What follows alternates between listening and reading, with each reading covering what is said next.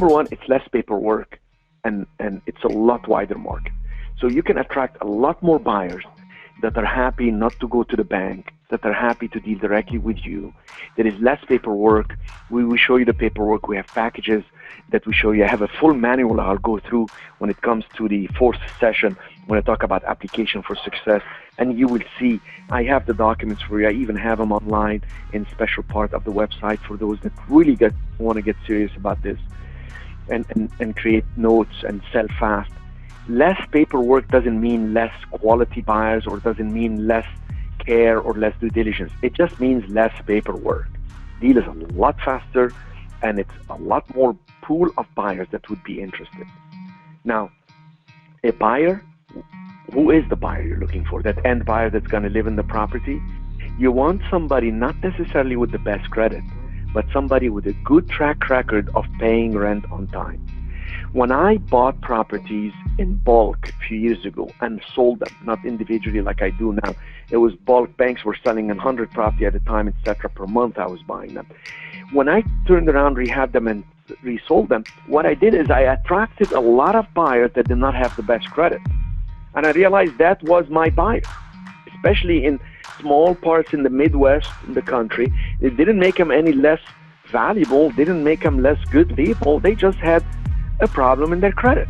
So I asked them, if you can show me two things: a good track record of paying rent on time, show me those checks that you paid, that it cleared on time within the first 5 days of the month, and show me that for 2 years or maybe a year and a half in that same neighborhood, and equal to almost same price you're going to be paying to own the property, I will tell you, you will probably be a qualified buyer for me, because if you paid on time for rent, you will pay on time to own as an owner, because that's your home. You're building credit, you're building equity. And I wanted to make sure they have a good, steady job. What do I mean by a steady job? Somebody who has been in with a McDonald's, people make fun of these people. Let me tell you, these are the hardest working people in the country. And they've worked their way up in the McDonald's thing. The lady we sold the property to, this lady was an assistant manager in McDonald's. I mean, making barely $20-some thousand a year. But guess what? Hardworking, honest person. Not good credit, had a problem with credit. She was a single mother with one kid. And guess what? She had that steady job. She was with McDonald's for 7 years. So that's a steady job for me. And she was paying rent. Her rent was $560. Her total payments, PITI, were $483. Did I sell to her? In a heartbeat. I didn't care the credit was bad. Why? Because if she was paying rent on time and she had a job that she was showing up to and delivering the services needed by her employer, she was a responsible person. You'll be amazed how many people had a problem in the past with their credit. The positioning you have is you'll offer these people an opportunity to become homeowners. That's the American dream. Actually, maybe you could say the American dream changed everybody wanting to be a millionaire and retire. I don't know why this is happening, but I think the original American dream is to own a home. That gave you a sense of security, sense of belonging, sense of space.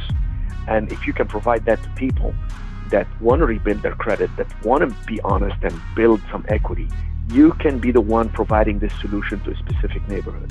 Less paperwork, more buyer pool, people that you can qualify based on track record that they can show you, steady job that you can verify. Very easy to do that. You don't have to do an appraisal.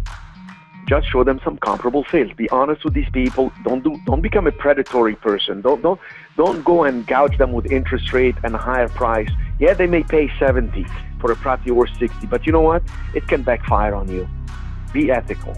Do it the right way. You do good things happen to you back in return.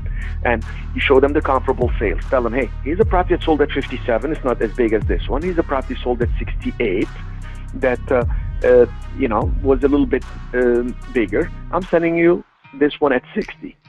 And guess what? That's the way to do it. That's no formal appraisal, just comparable sales, so they know that they're getting into something that is decent, that is good for them.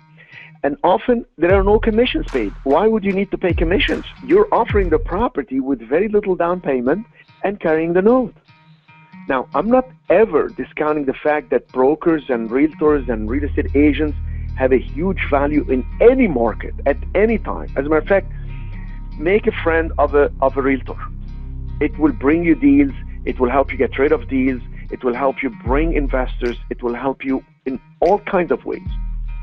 And but realize that when you do seller financing, you'll have a lot of people coming to you directly, and there is nothing wrong with that, because you will still go through the formal licensed professionals like a title company. The money, the down payment will go into escrow. They will do the deed thing. They will record the note, and everything is done properly. But there is really no reason, and quite often you don't have to pay a commission to anybody. Number 5, the property sells much faster. Why? Because it's an easier qualifier buyer. So there is bigger demand, there is more pool of buyers that would be interested. And you have a great competitive positioning against other properties on the market. If your local market's got a dozen homes for sale around the same price, and you're asking for a smaller down payment, easier terms to qualify, easier payments, and ready to talk to anyone that is ready to show you some track record that they qualify, they have the capacity, the character, and you have the collateral, which are the 3 C's. Again, capacity, that means they can make the payments. Collateral, which is the house you're selling, you're going to record the note against the house.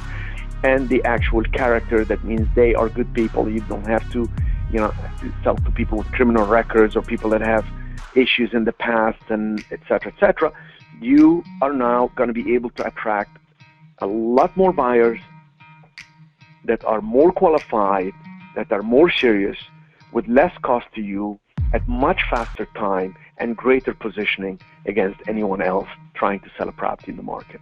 This positioning makes the concept of seller carryback an extremely powerful concept. I'm talking about why, the concept of why do we want to carry notes. And I'm going to tell you, put yourself in the buyer's shoes for a second. Would you like to buy all cash, or go put a down payment and get a big down payment, like a 20% or 15%, and go to a bank that's going to ask you for everything under the sun? Show me when you were born. Show me, why don't you bring your spouse here? I would like to see the kids, would like to visit you. We have new rules. Know your customers. Tell us what is this invoice that just came in here? Why did you spend this check for this? You want that scrutiny by the bank? Or would you rather the seller tells you, if you just give me a 10% down payment or a 5% down, I'm willing to carry the notes. And now you can get in. If you want to live in the house, it's better for you, number 1. You can still show the deduction. You can still benefit from the upside. You are literally buying the house on installment payments. Instead of going to the bank, the seller is the bank. Just don't default. Would you rather do that, or go to the bank, or go back cash? Of course you want the seller finance. What if you're an investor? You're not going to be a homeowner.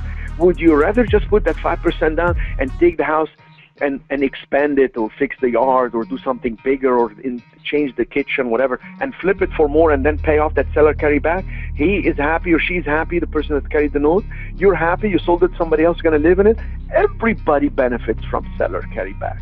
It's an incredible solution, and it's amazing to me that it's hardly used by so many wise investors. Why?